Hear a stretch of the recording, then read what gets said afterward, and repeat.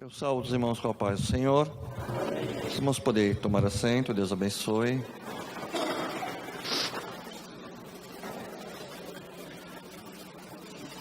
Com muita alegria que nós vamos dar continuidade, obrigado, irmão, ao nosso estudo, segundo dia,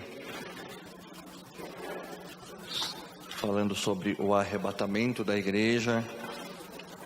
E no tema de hoje nós vamos falar sobre, nós falamos na semana passada sobre conceituar e posicionar o momento do arrebatamento da igreja. Falamos na semana passada e hoje nós vamos falar sobre os antecedentes, aquilo que antecede, os sinais que antecedem este glorioso evento que a igreja aguarda com grande ansiedade e esperança, né? É bem verdade, irmãos, que nós precisamos relembrar algumas coisas que nós falamos na semana passada. Nós começamos esse estudo falando, conceituando a palavra, né, o significado da palavra arrebatamento, lá no seu original, no grego, arpazo, que quer dizer tirar, arrancar, com grande força e com grande velocidade, com grande rapidez. Falamos também acerca de algumas características que vai marcar o arrebatamento. Falamos da sua invisibilidade, da sua imaterialidade, da sua velocidade. Falamos também de quem participará desse evento, né? Falamos da sequência que vai se dar nesse momento, a ordem dada pelo Senhor Jesus, aqueles, ao som da trombeta, aqueles que morreram em Cristo ressuscitarão primeiro, e aqueles que estiverem vivos neste momento serão então arrebatados para se encontrar com o Senhor nos ares.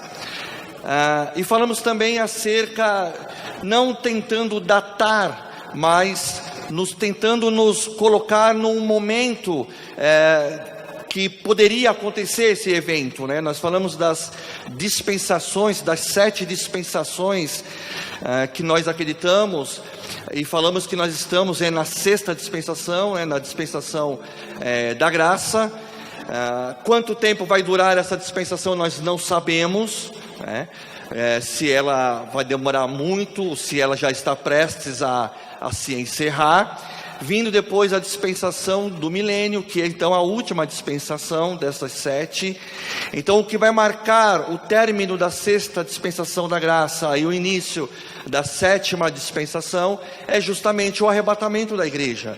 Então nós temos que estar cientes e preparados acerca destes eventos, destes sinais que antecedem a volta do Senhor Jesus.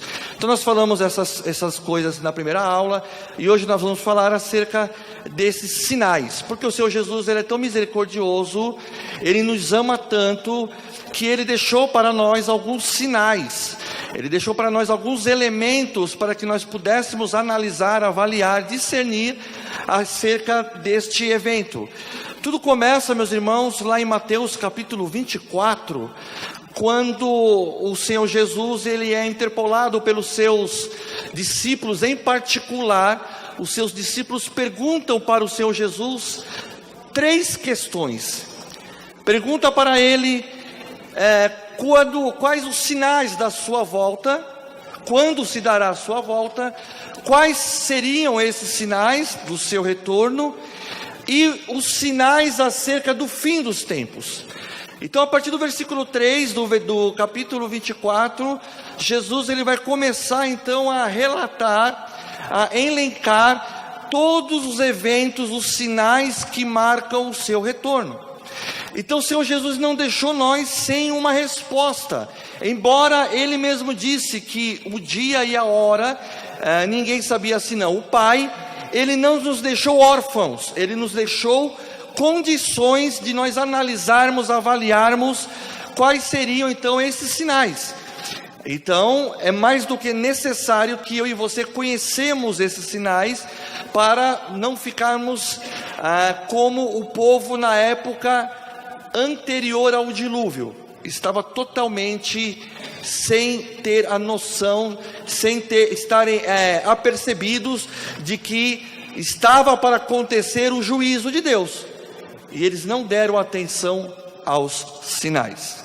Então nós vamos falar hoje acerca desses sinais, tá?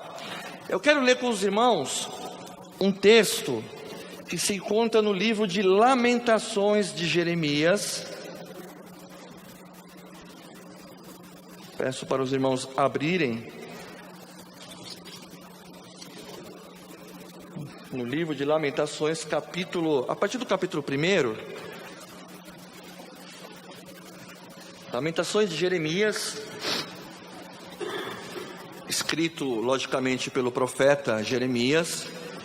O profeta Jeremias foi o último profeta levantado por Deus antes do povo ser levado cativo para a Babilônia. A verdade é, meus irmãos, que Deus, ele sempre avisou o seu povo acerca da necessidade que o povo tinha de se arrepender, de voltar aos caminhos. Deus usou vários e vários profetas para alertar o povo de Israel de que eles precisavam retornar para os caminhos do Senhor. E Jeremias foi o último profeta, antes dos profetas que vieram no pós-exílio. Jeremias foi o último profeta que Deus levantou para trazer essa mensagem. E quando Nabucodonosor ele invade Jerusalém e leva o povo cativo para a Babilônia, muitas pessoas ficaram em Jerusalém. E Jeremias então vai escrever este livro para consolar aqueles que haviam ficado na cidade de Jerusalém. Se nós olharmos para o capítulo 1, Jeremias vai pintar um quadro para nós. Ele vai dizer qual a realidade da cidade. Olha o que ele diz, versículo 1: como jaz solitária a cidade outrora populosa, tornou-se como uma viúva, a que foi grande entre as nações, ficou sujeita a trabalhos forçados. Versículo 2: chora e chora de noite, e as suas lágrimas lhe correm pelas faces, não tem quem a console. Versículo 4: os caminhos de Sião estão de luto, porque não há quem venha à reunião solene, todas as suas portas estão desoladas, e os seus sacerdotes gemem, e as suas virgens estão tristes, e ela mesma se acha em amargura. Versículo 5: os seus adversários triunfam, e os seus inimigos prosperam. Então Jeremias vai contar aqui para nós qual era a realidade da cidade. Ele mesmo havia conhecido a cidade de Jerusalém antes da queda. Jeremias viveu no esplendor de Jerusalém. Ele conhecia aquela cidade como poucos, ele pregava por toda aquela cidade. Ele conhecia o templo, aquele templo maravilhoso construído na época de Salomão. É um templo tão famoso que vinha pessoas de fora conhecer. Jeremias ele presenciou o esplendor da cidade, do reino. Agora esse reino está desolado, esse reino está destruído por causa do pecado, por causa do abandono à palavra do Senhor. A situação era tão grave, a situação era tão desesperadora, que até mesmo o profeta Jeremias vai se sentir num momento de total desespero. No capítulo 3, acompanhe comigo, a partir do versículo 17, Jeremias vai dizer assim: afastou a paz de minha alma, esqueci-me do bem. Então disse eu: já pereceu a minha glória, como também a minha esperança no Senhor. Lembra-te da minha aflição e do meu pranto, do absinto e do veneno. Minha alma continuamente os recorda e se abate dentro de mim. Agora preste atenção. Quando nós falamos na semana passada, os dois textos que nós usamos para dar a introdução, o texto escrito por Paulo na primeira carta aos Tessalonicenses, e o texto escrito pelo apóstolo Pedro, a segunda carta, nós lemos e nós vimos que esses textos, essas cartas foram escritas porque alguns já não estavam mais com a convicção, alguns já não tinham mais a certeza do retorno do Senhor Jesus. As pessoas estavam até questionando acerca deste retorno. Alguns perguntavam para Pedro: mas Pedro, os nossos pais falaram que Jesus ia voltar e até agora ele não voltou. Então aquelas cartas foram escritas para renovar, trazer novamente a esperança para aquele povo. Agora olha o que Jeremias vai dizer no versículo 21. Quero trazer à memória o que me pode dar esperança. É por isso que esses temas, arrebatamento, segunda volta de Jesus, Santa Ceia, são temas que nós precisamos estar sempre ensinando, sempre falando, para que a igreja não perca a esperança, a certeza de que essas coisas, de que essas promessas, elas irão se cumprir. Então nós precisamos trazer sempre, oi pastor? Nós precisamos sempre trazer a memória, para que nós possamos renovar a esperança. Olha como muda a situação, quando Jeremias traz à memória aquilo que pode dar esperança. Olha como muda a situação. Versículo 22. As misericórdias do Senhor são a causa de não sermos consumidos, porque as suas misericórdias não têm fim, renovam-se a cada manhã. Grande é a tua fidelidade, a minha porção é o Senhor, diz a minha alma, portanto esperarei nele. Bom é o Senhor para os que esperam por ele, para a alma que o busca. Bom é aguardar a salvação do Senhor, e isso em silêncio. Não parece que é o mesmo homem? Não parece? Não parece que é a mesma pessoa que nós lemos aqui agora, que dizia assim: a minha esperança está perecendo. Mas quando ele traz à memória as promessas do Senhor, a coisa muda de figura. É por isso que eu e você não podemos nunca tirarmos da nossa mente. Foi o texto que o nosso pastor leu aqui na segunda carta aos Tessalonicenses. Paulo vai dizer assim: olha, não deixe que essas coisas saiam da vossa mente. Por isso que nós precisamos estar sempre pregando, sempre falando, sempre ensinando acerca desses acontecimentos. Aleluia. Então vamos lá, irmãos. Então nós vamos falar acerca dos eventos que vão preceder o arrebatamento da igreja. Vamos lá.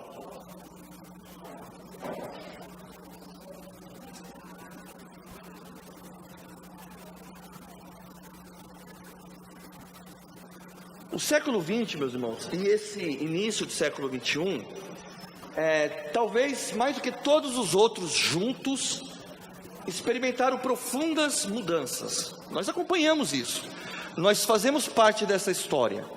Nós, em poucos anos, em 40, 50 anos, temos visto o avanço progressivo da ciência, temos visto que o conhecimento tem se espalhado por todo o mundo. A globalização fez com que o mundo, outrora que demorava dias e dias para cruzar o oceano, hoje você cruza em horas. Então nós vemos que a história tem mostrado para nós, a história tem sido uma ferramenta, um instrumento nas mãos do Deus que controla essa história, para mostrar para nós que os eventos e os sinais que o Senhor Jesus havia falado para os seus discípulos, no capítulo 24 que nós lemos, há pouco menos de 2000 anos atrás, eles estão aí mais evidentes, e eles estão cada vez mais presentes no nosso dia a dia. Então, do século passado até esses 18 anos desse século, nós temos acompanhado, temos visto que esses eventos têm acontecido com maior frequência e em maior escala, em lugares aonde nós não ouvíamos falar que acontecia, por exemplo, terremoto, hoje nós já ouvimos falar. Em lugares aonde não havia seca, hoje já há seca. Em lugares onde não havia outros fenômenos da natureza, hoje nós já vemos. Então são sinais evidentes, são sinais claros do retorno do Senhor Jesus. Então por isso que é importante conhecer o texto. O texto nos ajuda. Eu gosto muito daquele versículo que o Senhor Jesus fala: vocês erram porque não conhecem as Escrituras. A maior razão do povo de Deus errar é por falta de conhecimento das Sagradas Escrituras. Então é necessário, é importante que eu e você tenhamos uma familiaridade com as Sagradas Escrituras, para que nós não sejamos pegos de surpresa. Então os sinais estão aí. O John Wesley, famoso pregador metodista, ele dizia que você tem que andar numa mão com a Bíblia e na outra mão com o jornal do dia, para estar ciente, acompanhando tudo o que está acontecendo em sua volta. Então é necessário que eu e você, cada vez mais e mais, fiquemos antenados aos eventos, aos acontecimentos que têm se mostrado cada vez mais e mais presente em nossos dias. Precisamos lembrar, antes de mais nada, de 3 coisas ditas no Novo Testamento que trata acerca da volta de Jesus. Primeiro, irmãos, a Bíblia é clara: daquele dia e hora ninguém sabe. Mateus 24:36. E eu fiz questão de colocar em letras bem garrafais: ninguém, qualquer pessoa, qualquer um que tentar dar uma data para a volta do Senhor Jesus, deve ser considerado um anátema. Qualquer um que tentar colocar dia, mês e ano para o retorno do Senhor Jesus, deve ser considerado um herege. A Bíblia é enfática: ninguém. Qualquer tentativa de prever não vai passar de soberba e heresia, loucura e engano. A Bíblia é enfática, tá? Então a primeira verdade é essa: todos os que tentaram predizer a data da vinda do Senhor ou do fim do mundo caíram em vergonha e em descrédito. A Bíblia, a palavra de Deus, ela é inconfundível. Jesus falou ninguém, pronto. Primeira verdade. Segunda verdade, 1 Tessalonicenses capítulo 5, versículo 4 diz assim: não estais em trevas, para que aquele dia como ladrão vos surpreenda. O fato de nós cremos e acreditarmos que ninguém sabe o dia, não me dá motivos para ficar desleixado. Não é porque eu não sei a hora e o dia que eu vou ficar jogado, largado, desapercebido. Então Paulo vai escrever assim, não estais em trevas, para que aquele dia como ladrão vos surpreenda. Então, irmãos, apesar de não saber o dia e a hora, isso não significa que estamos distraídos, e que a volta de Jesus, bem como seus resultados, seja uma surpresa para nós.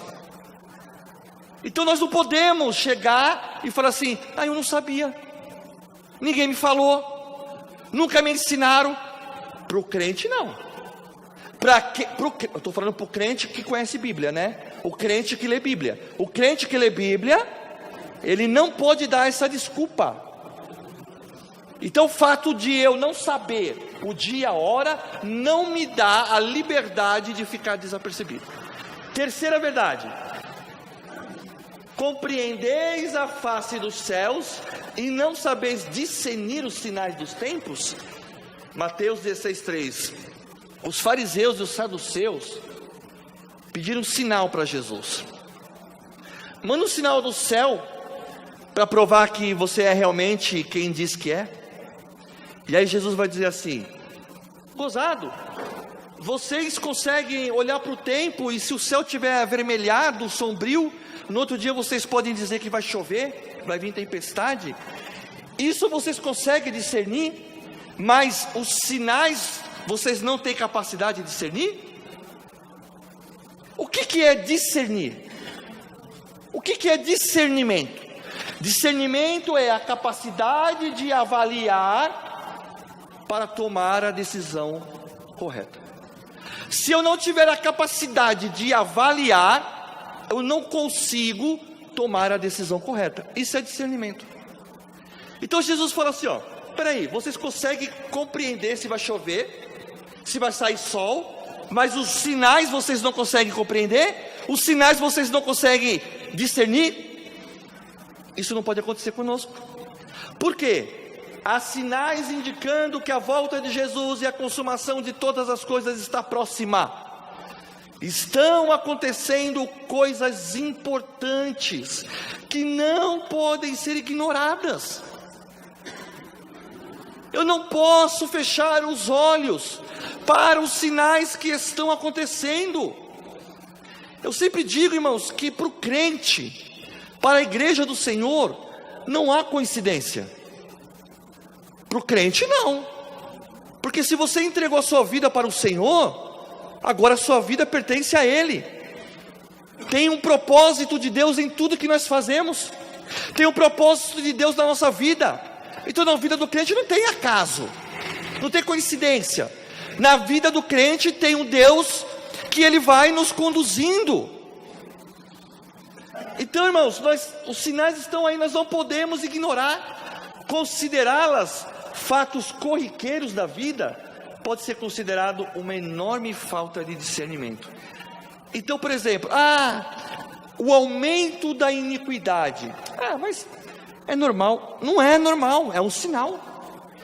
Os fenômenos da natureza, mas o homem tem agredido a natureza, tá, mas é um sinal. O amor se esfriando, não, isso é consequência de uma sociedade pós-moderna. Não é não, são sinais da volta do Senhor Jesus. Se eu tratar esses sinais de uma forma corriqueira, eu posso incorrer num erro de ficar. Então é momento de nós vigiarmos, abrirmos os nossos olhos cada vez mais e mais para esses sinais. Então, primeiro sinal, irmãos, guerras e revoluções. Lucas, capítulo 21, versículo 10 diz assim: então lhes disse, então levantar-se-á nação contra nação e reino contra reino.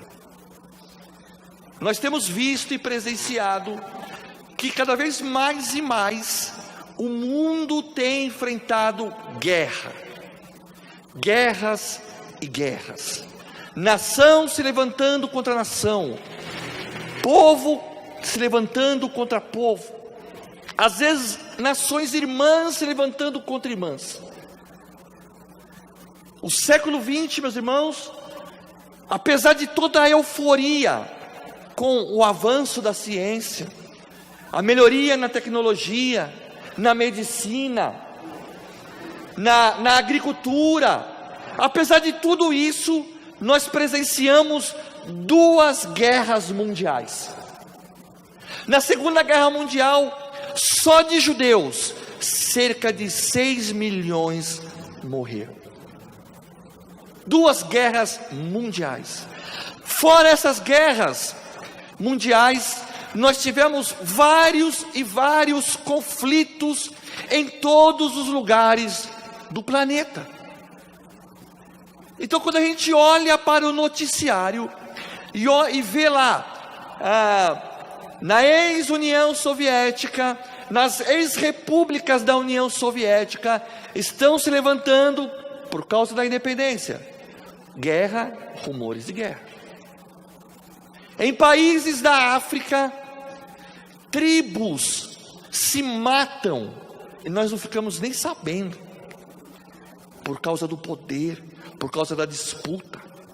No Oriente Médio temos acompanhado a luta constante entre israelenses e árabes, o Estado Islâmico, os terroristas, ou seja, ao contrário do que muitas seitas pregam, de uma falsa paz, de uma falsa melhoria. A Bíblia é enfática quando ela diz que o homem, o mundo sem Deus, vai de mal a pior. Então, quando nós vemos que o mundo vai piorando, as condições vão piorando, é um cumprimento da palavra do Senhor e um dos sinais do seu retorno. Guerras e revoluções. A todo momento, é só ligar a televisão e ver o noticiário, você vai ver.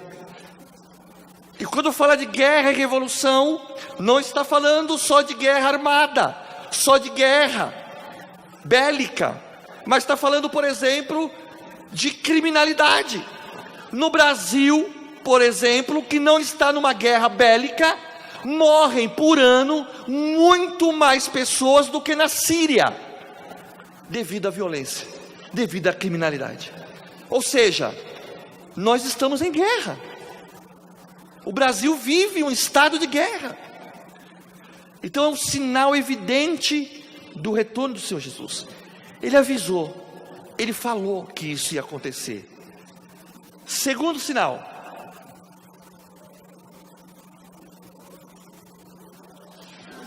Moed, se quiser me ajudar a virar aí. Opa. Catástrofes naturais. Lucas 21:11.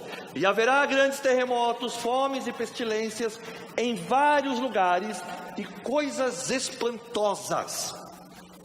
Então nós temos visto cada vez mais e mais a fúria da natureza. Cada vez mais e mais os terremotos, maremotos, tsunamis estão cada vez mais e mais violentos. Há 2 dias atrás, no domingo, teve um terremoto na Venezuela, que abalou o norte do Brasil. Sentiu-se lá no norte do Brasil, sentiu-se o tremor. Ouvia-se falar disso antigamente? Há uns meses atrás teve um terremoto no Chile, que abalou aqui na Avenida Paulista. Sentiu-se tremor na Avenida Paulista. Ouvia-se falar disso antes? Não. No sul do Brasil, houve já casos de pequenos furacões, tufão, devastando cidades, matando pessoas, deixando muitos desabrigados. Jesus falou que isso ia acontecer. Jesus falou que isso ia acontecer.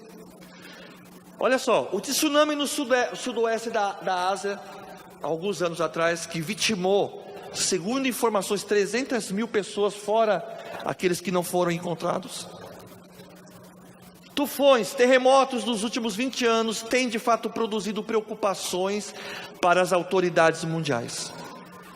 Pesquisas científicas fazem predições mais apocalípticas do que o próprio Apocalipse. A própria ciência comprova que essas catástrofes estão cada vez mais e mais poderosas.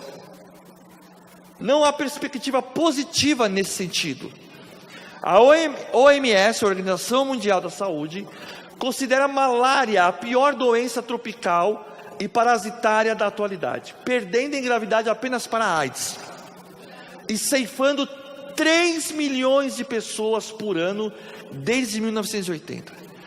Doenças que não se ouvia mais, como sarampo, poliomielite, voltaram novamente a fazer parte do noticiário. É um sinal da volta do Senhor Jesus. A AIDS, por sua vez, foi identificada em 1981 nos Estados Unidos e desde então foi considerada uma epidemia pela Organização Mundial da Saúde. 22 milhões de mortos até o momento. 22, mais ou menos 10% de toda a população brasileira. Jesus avisou. Jesus falou que isso ia acontecer. Ignorar isso, achar que isso é consequência, não vai fazer com que nós damos um passo adiante. Terceiro sinal, o aumento do pecado. Mateus 24:12. E por se multiplicar a iniquidade, o amor de muitos esfriará. Para muitos, Talvez pareça redundante falar do aumento do pecado em nossos dias, como um dos sinais apontados por Jesus em seu sermão profético.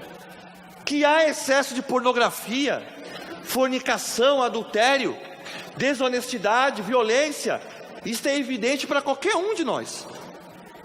A revolução sexual, as drogas, ganharam tal espaço na sociedade que parece querer submergir a tudo. Entretanto, meus irmãos, a pecaminosidade, ela já passou da dimensão quantitativa. A questão do pecado humano, ela é de outra natureza. Primeiramente, porque o conceito de pecado tem sido banido da mente do homem. A sociedade pós-moderna, irmãos, ela tem colocado na cabeça de muitas e muitas pessoas, e infelizmente de muitos e muitos crentes, que aquilo que era pecado não é mais. Tem ensinado, através da mídia, olha, talvez o adultério não seja tão pecado assim. Tem ensinado através de novelas, filmes.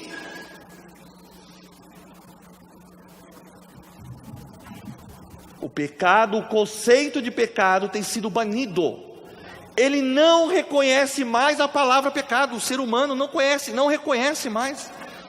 O mero pronunciamento dessa palavra, tornou-se uma coisa sem valor. Fala-se de pecado como qualquer coisa. Antigamente, quando falava-se de pecado, quando falava que um crente pecou, a igreja ficava toda assustada. O quê? Hoje não. Hoje a pessoa fala assim: estou esperando quem é o próximo.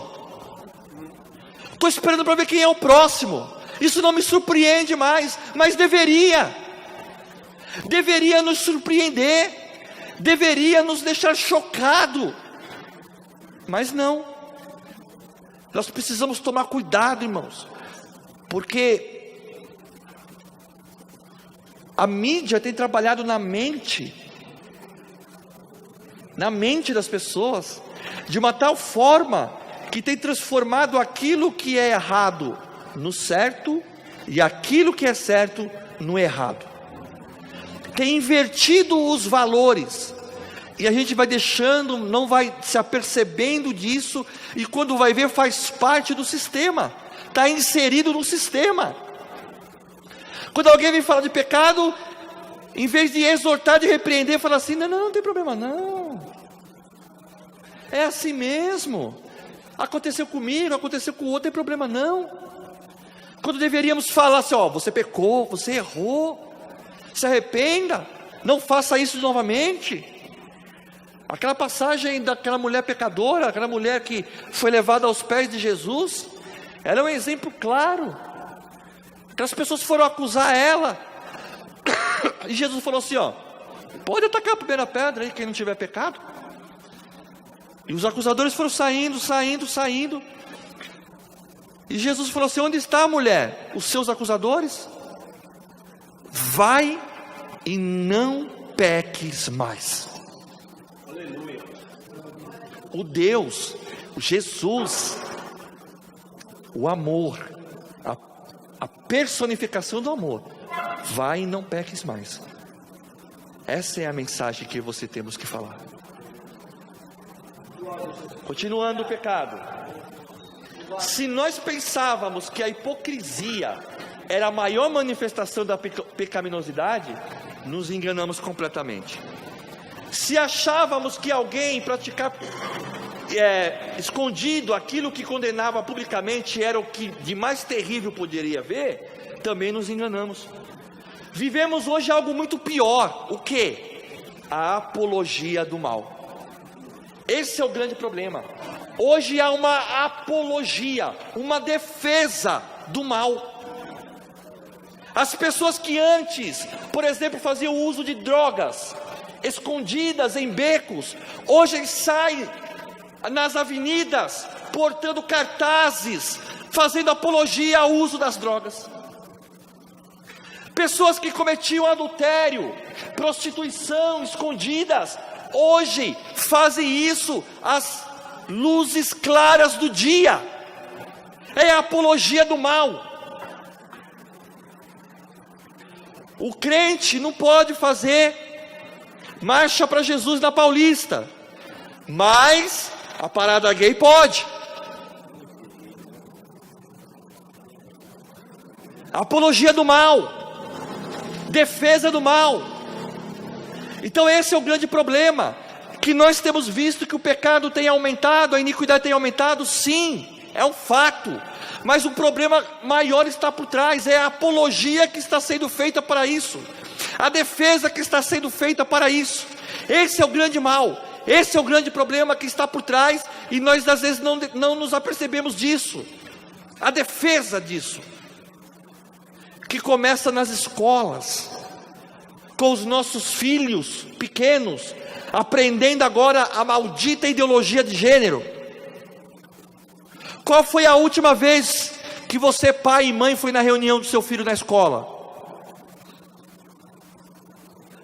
Fique você sabendo, irmãos, que nas escolas, professores, eu posso falar porque eu sou professor, viu, irmãos? Professores, nas salas de reuniões, não são todos, nas salas de reuniões, ficam fazendo planos de como eles vão introduzir essa ideologia de gênero. Nos intervalos das aulas, os professores que compartilham dessas ideias estão lá conversando, o que nós vamos fazer, qual o próximo passo que nós vamos fazer, qual a próxima matéria que nós vamos falar. E os pais e mães, quando são chamados para ir lá na escola, na reunião, não vão. Sabe qual é a frequência de pais na reunião de pais e mestres? 20%. Vai deixando, não acompanha não, porque é lá que está começando, é lá que está começando essa ideologia, porque depois, essa geração que está aprendendo hoje, que eu posso decidir se eu vou ser menino ou menina, essa geração vai crescer, e aí vai ficar complicado. Mulheres de renome, agora se gabam de suas fotos pornográficas e homossexuais, se sentem ofendidos com qualquer um que lhes chame de pecador. Pouco a pouco o homossexual transforma-se em cidadão de primeira classe, e quem dele discorda é rotulado como doente homofóbico. É assim que está acontecendo agora. Em alguns países, a lei protege quem mata a criança no ventre. Usuários de droga que antes escondidos em seus becos, agora eles marcham pelas ruas reivindicando os seus direitos. A sensualidade, outrora descrita como obra da carne, agora se tornou a maior virtude de uma mulher. O pudor virou motivo de escárnio. Casar sem ter praticado sexo? Isso aí é coisa do tempo do meu avô. Virou motivo de piada, de escárnio na igreja. Por quê? Porque não é falado de pecado, não é ensinado muitas vezes. A luz virou trevas e as trevas luz, o amargo doce e o doce amargo, o bem é mal e o mal é bem. O pecador não mais sem vergonha de seu pecado, agora ele se gaba. Ele se gaba de ter cometido o pecado. Jesus falou que isso ia acontecer. Ele falou que o aumento da iniquidade, o aumento do pecado, a níveis astronômicos. Se nós voltarmos para o texto de Mateus, Jesus vai dizer assim, capítulo 24, vamos voltar lá.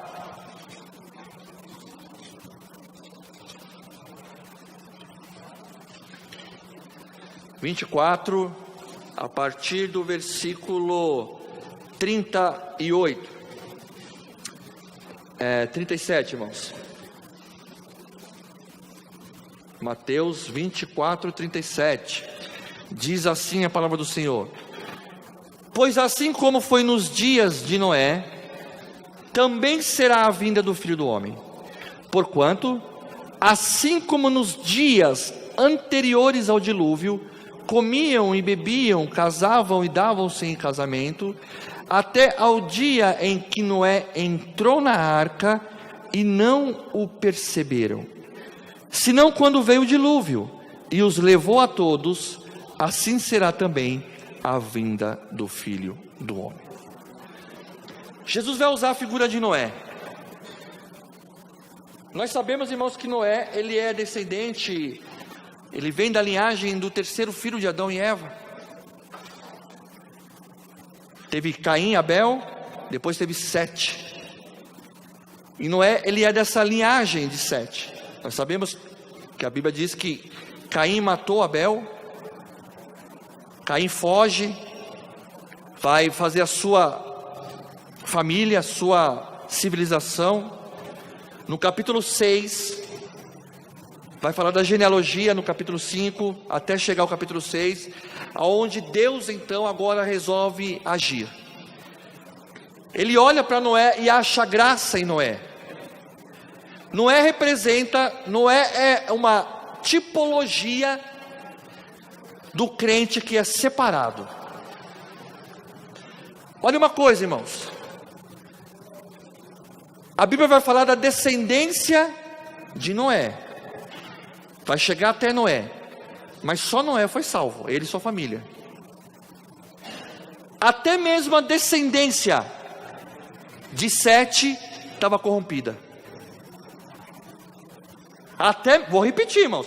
Até mesmo a descendência de Sete, menos Noé, estava corrompida, ao ponto deles se misturarem lá com os filhos do homem, representando Caim, e os filhos de Deus representando a descendência de Sete, se misturaram. Noé representa eu e você que somos separados. E Deus achou graça em Noé. Deus olhou para Noé e falou assim: ó, esse é separado. A palavra santo quer dizer separado. Noé tipifica a igreja que não passará pela tribulação. Só que Deus vai dizer, Jesus vai dizer, assim como foi nos dias de Noé. Como que era nos dias de Noé? É só ler lá em Gênesis. É só olhar, dar uma voltadinha, volta um pouquinho para Gênesis capítulo 6. Deus vai olhar para a humanidade e vai dizer assim, ó, não há ninguém. O homem é corrupto, o coração dele está contaminado, desde a sua meninice. Então Jesus falou, olha, a minha vinda vai ser como nos dias de Noé. Noé foi chamado para construir uma arca. Diz a Bíblia que foi de cerca de 100 a 120 anos construindo aquela arca. Pedro vai dizer que Noé pregava a palavra para que aquelas pessoas se arrependessem. Não se arrependeram. Não teve um que ouviu a palavra de Noé. E aí o que aconteceu? Veio o dilúvio e eles não perceberam. Então Jesus falou assim, ó, vai ser como naquele dia. As pessoas, quando fala aqui que comiam, bebiam, casavam e davam-se em casamento, irmãos, o problema não é esse em si, porque senão a Bíblia seria contraditória, porque se o próprio Deus criou o matrimônio, como é que ele vai dizer que o matrimônio aqui foi o problema? O problema foi que aquelas pessoas estavam tão desapercebidas, tão preocupadas com as coisas da vida, que se esqueceram de ver o sinal. É isso que você não podemos deixar acontecer. Nós temos os nossos compromissos, sim, mas nós não podemos deixar que esses compromissos nos afastem dos sinais deixados pelo Senhor Jesus. Não podemos. Então Jesus falou assim, ó, vai ser como nos dias de Noé. É só ler lá. Bom, o problema do pecado não é que ele se multiplicou tanto, é que ele se tornou virtude. e que dele não se abusa, e quem dele não se abusa é contado como louco ou insano, como aconteceu com os amorreus. Um dia, a medida do pecado humano já está quase cheia. Então Deus falou para Abraão: Abraão, deixa esse povo aí, porque uma hora eu vou cobrar. Hora que chegar a medida, Deus é longânimo, viu, irmãos? Mas chega uma hora que Deus é justiça. Ele não pode trair-se a si mesmo. Ele precisa praticar a justiça. Faz parte do seu ser, da sua natureza. Ele precisa praticar a justiça. Assim como Deus falou lá em Gênesis, a medida dos amorreus vai chegar. O pecado deles está quase chegando no meu máximo. Assim também vai chegar o dia, irmãos. A multiplicação do conhecimento. Daniel capítulo 12, versículo 4. Muitos correrão de uma parte para a outra e a ciência se multiplicará. No século passado, o conhecimento alcançou níveis como jamais na história. Até o ano 1900, mais ou menos, o homem andava a cavalo. Em pouco mais de 50 anos, o homem criou carro, criou avião. A ciência se multiplicou. Nós vemos que a tecnologia hoje, nós conseguimos falar com alguém que está do outro lado do planeta no mesmo momento. A medicina avançou. As ciências, de um modo geral, avançaram. Tudo isso foi deixado como sinal para nós. Nós podemos fazer uso dessa? Claro que podemos. Quem é que não usa um celular? Quem é que não usa um computador? Mas isso é um sinal claro e evidente do retorno do Senhor Jesus. A multiplicação, o aumento grande da ciência e da tecnologia. É um sinal também. Quinto, a propagação da nova era. Isaías 2,6, porque estão cheios de adivinhadores do Oriente. O movimento da nova era, que muitas das vezes, irmãos, está aí infiltrado nas estampas de camisetas, em chaveirinhos, em brincos, elementos da nova era, sinais da nova era. Eu me lembro que uma vez a minha esposa comprou uma camisa que tinha um sinal da nova. Quando eu ouvi, eu falei assim: você sabe o que está escrito aí? Não sabe? Pode jogar fora. Tá ali, ó. Pode jogar fora essa camiseta aí. Sinais da nova era que tem infiltrado e nós não temos percebido. O movimento da nova era, que importou inúmeros conceitos das religiões e filosofias orientais, tem sido um fenômeno religioso em contínuo crescimento. A sua influência tem sido sentida em diversos setores da vida moderna, na educação, na medicina, na vida empresarial e em outras áreas. Muitos que não foram alcançados pela mensagem do Evangelho têm se apegado a esse tipo de espiritualidade satânica, que nada mais é do que a preparação para o futuro governo anticristão. Talvez você não saiba. Depois eu volto aqui, ó.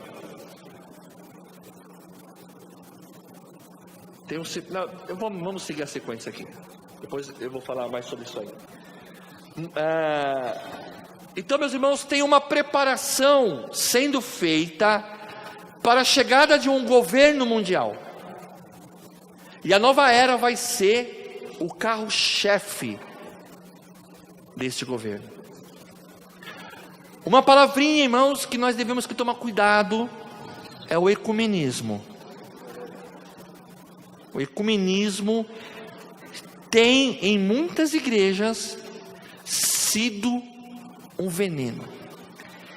Se alguém mostrar para mim na Bíblia aonde está escrito que quando Deus ordenava Israel das suas festas, Deus falava assim: chama lá os filisteus, chama lá os amorreus para participar com vocês. Será que tem isso na Bíblia? E muitos pastores tem sentado no mesmo, ou chamado para sentar no mesmo púlpito, com a falsa ideia de o amor, sentado ao lado de babalorixás, pai de santo, padres, com a ideia de que não, nós devemos nos aproximar dessas pessoas. O ecumenismo é um perigo para a igreja. Tá? Então a nova era é o outro sinal. O renascimento de Israel, já estou terminando, irmãos. Nasceria um povo num só dia, uma nação de uma só vez, mas Sião esteve de parto e já deu luz a seus filhos. Aí é 66:8. Nós sabemos, né, irmãos, que lá no ano 70 depois de Cristo, os judeus tomaram um outro baque. O imperador Tito entrou em Jerusalém, destruiu a cidade, matou muitas e muitas pessoas. Flávio Joséfo vai escrever isso lá no livro dele, História dos Hebreus. Ele narra com precisão, porque ele foi testemunha ocular desses eventos. E o povo de Israel, os judeus, foram então dispersos pelo mundo afora. Eles perderam a sua identidade, eles não tinham mais uma nação. Durante centenas e centenas de anos, os judeus estavam espalhados pelo mundo afora. Após a Segunda Guerra Mundial, no ano de 1947 e 1948, a ONU decretou então a criação do Estado de Israel. Agora, a nação de Israel, o povo judeu, tem um lugar, uma nação, um país, o seu país de volta. A partir desse momento, começou-se um retorno maciço de judeus para a sua terra. Israel começou a florescer novamente como nação. Jesus falou: olha para a figueira. A figueira é um dos símbolos de Israel. Então nós temos que estar atento para o que está acontecendo lá em Israel. Porque o reflorescimento, o renascimento da nação de Israel, ela é também um sinal do retorno do Senhor Jesus. Tá? Então nós sabemos, tem uma palavrinha hebraica que chama Ailá, que quer dizer subir ou elevar-se. Desde a criação, um pouquinho antes até da criação do Estado de Israel, o movimento sionista, ele incentivou o retorno dos judeus para a sua pátria. Há um incentivo, até hoje há um incentivo para que os judeus retornem para a sua pátria. Isso é um sinal da volta de Jesus. Tá? 7. A pregação do evangelho pelo mundo inteiro. E quando esse evangelho tiver sido pregado no mundo inteiro, então virá o fim. Mateus 24:14. E aqui, irmãos, tem um paradoxo aqui, né? Por quê? Há muitas pessoas que dizem assim: não, o evangelho não está sendo pregado. Hoje a religião que mais cresce no mundo é o Islã. Não é verdade. Por quê? As estatísticas dizem que a religião muçulmana cresce, mas não por efeito da pregação da doutrina islâmica, mas porque eles crescem de maneira quantitativa. Tem 5, 6 filhos. É dessa maneira que eles crescem, numericamente. Mas o evangelho, porque senão a palavra de Deus seria contraditória. O evangelho tem que ser pregado nos 4 cantos da terra. Tem que ser pregado. Hoje a tecnologia ajuda. Hoje você consegue pregar via internet. Você pode pregar por telefone. Eu me lembro que no começo da minha fé eu evangelizava meus irmãos pelo telefone, ligava para eles. Então a tecnologia ajuda hoje isso daí. Então o evangelho, a pregação do evangelho pelo mundo inteiro. Por exemplo, na Coreia do Sul, a população evangélica já é quase metade da população nacional. Lá, né, na Coreia do Sul tem a maior igreja evangélica. Então nós sabemos que tem se cumprido esta palavra. O evangelho tem sido pregado em várias partes, em países onde o evangelho era fechado, não tinha acesso. Graças à ação de valentes missionários tem entrado em países da África, na China, na Indonésia, que é o maior país muçulmano do mundo. Tem pregadores do Evangelho lá, missionários pregando a palavra de Deus. Então o Evangelho tem sido pregado nos 4 cantos da terra. E a iminência de um governo mundial. Aqui é o último, tá? Daniel 7:23. O quarto animal será um quarto reino na terra, a qual será diferente de todos os reinos, e devorará toda a terra e a pisará aos pés, e a fará em pedaços. Daniel 7:23. Não é de hoje que se fala em um governo mundial, irmãos, não é de hoje. Em 1960 foi criado uma organização chamada Clube de Roma. O Clube de Roma foi criado por alguns países da Europa que se uniram com a intenção de criar blocos econômicos, blocos de países para a unificação de um governo só. A Comunidade Europeia, a ALCA, o Mercosul, tudo isso é sinal, tudo isso tem que acontecer para que no tempo da tribulação o mundo esteja sobre um governo só, uma moeda só, uma religião só. Então são sinais. A iminência de um governo mundial, ela está cada vez mais e mais sendo preparado. E aqui é o que eu queria mostrar para vocês, ó. A ONU, ela tem sido um instrumento da nova era. Essa mulher aqui, Alice Bailey, já morreu, graças a Deus. Ela era a herdeira de uma mulher chamada Helena Blavatsky, mãe do teosifismo, que é uma religião da nova era. Ela é a sucessora dela. Ela conseguiu colocar dentro da ONU, ela criou uma organização chamada Boa Vontade Mundial, que faz parte do Conselho Consultivo da ONU. Essa mulher falou assim: dentro da ONU está o germe e a semente de um grande grupo internacional de meditação e reflexão. Um grupo de pensadores bem informados, em cujas mãos está o destino da humanidade. Eles estão sob o controle de muitos discípulos do quarto raio, símbolo da nova era.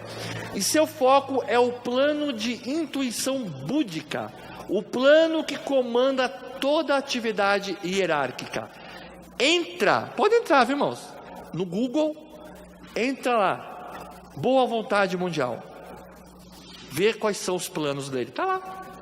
Eu coloquei aqui, ó, 3 objetivos principais: ajudar a mobilizar a energia da boa vontade, nova era; cooperar no trabalho de preparação para a entrada da nova era ou da nova ordem; educar a opinião pública sobre as causas dos principais problemas mundiais e ajudar a criar a forma mental da solução dos mesmos. Está lá dentro da ONU a nova era, a iminência de um governo mundial, que vai chegar no momento em que, graças a Deus, nós não estaremos aqui. A não ser, é claro, que aquele que estiver desapercebido na chegada do Senhor, aí sim vai participar disso daí. E aí eu já quero deixar preparado para a semana que vem o tema. Nós falamos semana passada sobre o conceito de arrebatamento. Hoje falamos dos antecedentes, os sinais, irmãos. Os sinais é importante. E semana que vem, na nossa terceiro encontro, o que vai acontecer depois? Ah, mas eu não quero saber. Se você não prestar atenção no que vem antes, é bom você saber o que vai acontecer depois, tá? E aí nós vamos falar um pouquinho de Daniel, do profeta Daniel, porque ali está a coluna, né, vertebral da profecia, irmãos. as 70 semanas de Daniel. Aí nós vamos falar semana que vem das duas dimensões pós-arrebatamento. O que vai estar acontecendo no céu com aqueles que foram, e o que estará acontecendo na terra com aqueles que ficaram. Amém? Que Deus abençoe em nome de Jesus, irmãos.